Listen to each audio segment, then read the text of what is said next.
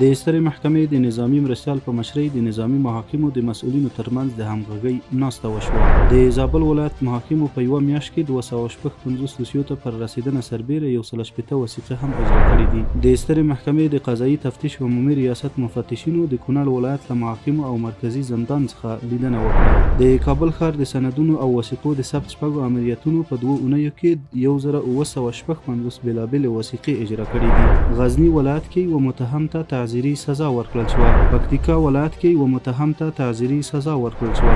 د غور ولایت محاکمو په 2 اونیو کې 214 دوسیو ته پر رسیدنه سربیره 108 وثیقې هم اجرا کړي دي. د پروان ولایت محاکمو په 2 اونیو کې 109 دوسیو ته پر رسیدنه سربیره 116 وثیقې هم اجرا کړي دي. د فاریاب ولایت محاکمو په 2 اونیو کې 258 دوسیو ته پر رسیدنه سربیره 355 وثیقې هم اجرا کړي دي. د جوزجان ولایت محاکمو په 2 اونیو کې 190 دوسیو ته پر رسیدنه سربیره 215 وثیقې هم اجرا کړي دي. د بادغیس ولایت محاکمو په یوه میاشت کې 613 دوسیو ته پر رسیدنه سربیره 219 وثیقې هم اجرا کړي دي. د کاپیسا ولایت محاکمو په 2 اونیو کې 160 دوسیو ته پر رسیدنه سربیره 111 وثیقې هم اجرا کړي دي. د سمنګان ولایت محاکمو په 2 اونیو کې 121 دوسیو ته پر رسیدنه سربیره 183 وثیقې هم اجرا کړي دي. په غور ولایت کې پر 8 تنو مجرمینو او متهمینو د تعزیري سزا حکم تطبیق شو.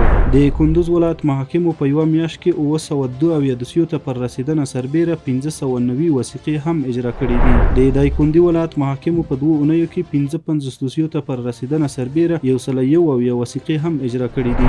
د هرات ولایت محاکمو په 2 اونیو کې 340 دوسیو ته پر رسیدنه سربیره 523 وثیقې هم اجرا کړي دي. د غزنی ولایت محاکمو په 2 اونیو کې 83 دوسیو ته پر رسیدنه سربیره 121 وثیقې هم اجرا کړي دي. په کندوز ولایت کې پر 4 تنو متهمینو د تعزیري سزا حکم تطبیق شو.